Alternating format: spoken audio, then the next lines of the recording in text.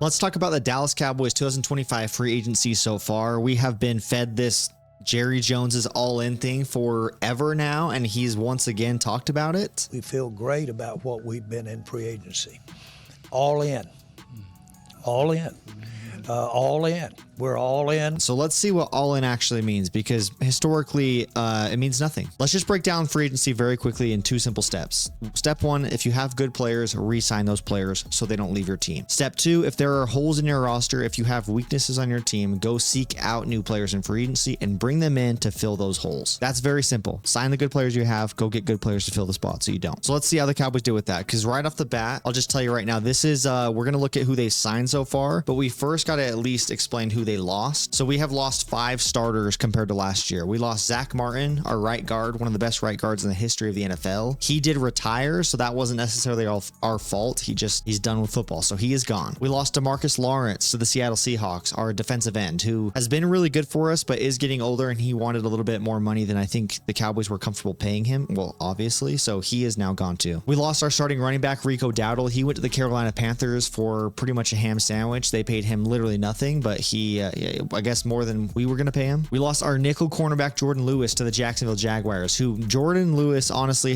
he was a really solid last year, and I was excited for him moving forward, but he has chosen to move on to the Jacksonville Jaguars because according to him, that will be less frustrating than playing with the Dallas Cowboys, which says a lot about our organization. And then we also lost Chauncey Golston, our DT, to the New York Giants. So those are 5 starters that were on our team last year that are no longer here. So the goal would be that, throughout free agency, if we don't have guys underneath them developing that are young, we can maybe go out and get new guys to replace them that are a little bit younger or cheaper, etc. So let's see what we did. First of all, we re-signed Osa Odighizuwa, who that's a really good signing in my opinion. I think he's very solid defensive tackle. He's been very good. It's a 4-year, $80 million deal. I like that deal, and I'm happy that we re-signed Osa. Now, Solomon Thomas, this is us bringing in someone to replace Chauncey Golston. We signed him to a 2-year contract worth up to $8 million. Like it says, he turns 30 in December. He's logged a lot of snaps. He was the number 3 pick like 8 years ago to the Niners. It's not anything like, it's not a big splash, but I think it's just something to plug in for now. I don't hate this. I don't think it's very expensive. It's fine. Now, we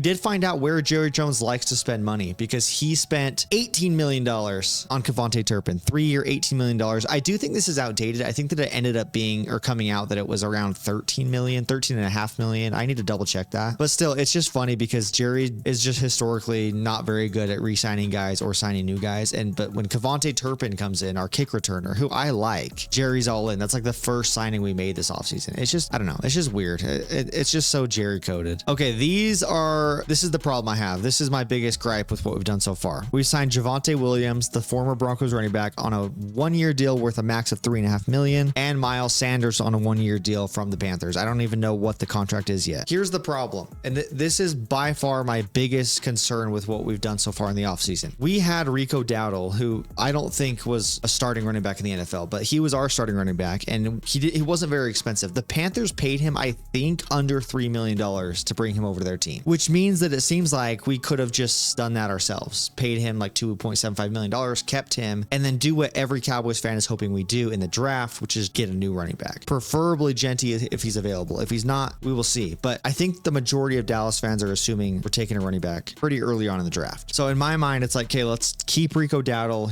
It's a very cheap contract. He is solid. He got like 1,000 yards. He's fine. Bring in this rookie running back. Dowdle can be the backup and then move on. But instead, we let Dowdle walk, and then we went and signed 2 mid-tier running backs. Like, what? The Javonte Williams one already was like, okay, we just swapped Rico for Javonte. That's fine, I guess, but like, I still want to draft a running back. Then you go sign Miles Sanders, and now I'm confused because why are we paying 2 running backs that are not that good to be on our roster if we're planning on drafting a running back? And then if your defense is, well, we got these 2 guys because we're not drafting a running back, that's actually worse because we all want a running back. These guys are not starting running backs in the NFL on a championship contender. They're just not. We need to have an Ezekiel Elliott situation happen where we go get a young guy who's on a rookie contract that doesn't take up a lot of cap space but produces at a high level. That's what we're looking for. So why are we signing Miles Sanders and Javonte Williams? It doesn't make any sense. It's like the Dalvin Cook signing. Like what was Jerry even doing that for? It didn't make any sense at the time. This doesn't make sense to me. We better still draft a running back. This is so confusing to me. Even ESPN says it's a curious move considering the addition of Williams, but they have different styles, so it's not totally redundant. They do say this shouldn't change anything about the Cowboys draft plans involving a running back, but if that is the case, why are we signing him? Why are we paying 2 running backs just so there's competition for a backup spot? Who cares? Signing Paris Campbell as a wide receiver really isn't anything special. I mean, he was on the practice squad half the year. It's fine. I think it's just trying to get depth on our team. He's not going to be most likely starting. So this doesn't, I'm sure it didn't cost very much. The contract details are not available right now, but I'm sure I'm just not that stressed about it and I'm not that excited about it. This Robert Jones signing is clearly just to,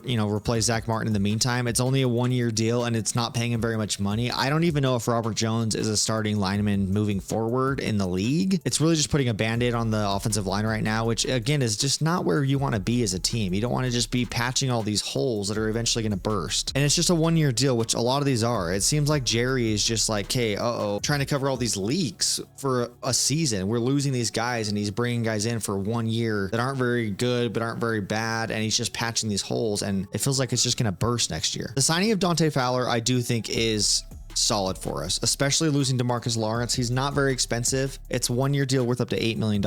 I do think this is a fair move, but again, it's just a 1-year contract. So it's interesting, man. I'm very curious what we're doing. Bringing back Marquise Bell at safety for a 3-year, $9 million contract, I think is very solid. Peyton Turner is fine. He's probably going to be a backup. We re-signed our long snapper, which great. Then we acquired Elam in a trade, and this is obviously to replace Jordan Lewis, who we lost to the Jaguars, like I previously mentioned. I think this is a fine move. I think Elam is solid. I don't know if he's as good as Jordan Lewis is or is going to be. I do think it's at least, again, just filling that hole for now. I think my biggest concern of where we're at right now is, like I mentioned, I think the running back situation is very peculiar. I don't really understand where Jerry's at with that. And the other thing is we still haven't got a wide receiver, and Cooper Kupp was available for a very long period of time, and I think he would fit that position perfectly. I think Cooper's past his prime and he's getting older, but he's still a very good route runner and he can play in the slot. I think putting him next to CeeDee Lamb would be a really good move for us. And the fact that Adam Schefter put out a tweet at like 10 p.m. one night and said that Dallas was pushing for Cooper Kupp and we were in the lead to get him, and that lasted like less than 2 hours, and then it was like, oh, just kidding, never mind. It just doesn't make sense to me. We so clearly need another really good receiver to put next to CeeDee. There's too much pressure on him when we don't have a star running back and we don't have a wide receiver too.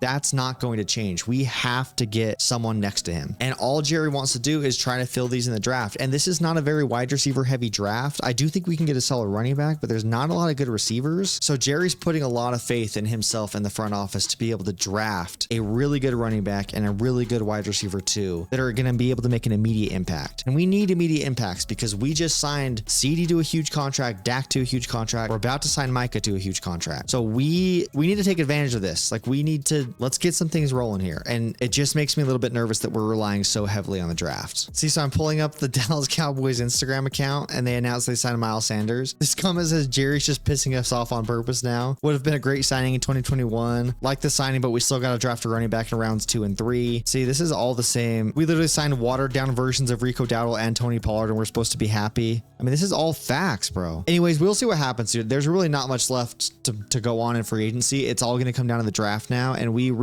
got to make some moves, man. And if not, it's just going to be another disappointing season. I just don't feel good about our team. I think that our team, as it stands right now, is objectively worse than it was last year, and we weren't very good last year. Granted, Dak was hurt. We'll see what happens, though. I mean, do I have a lot of faith in Jerry? No, but hopefully we can strike some gold in the draft like we did, in 2016, and we'll go from there. Thank you guys so much for watching. Please like the video if you liked the video and subscribe, and I will catch you guys in the next one.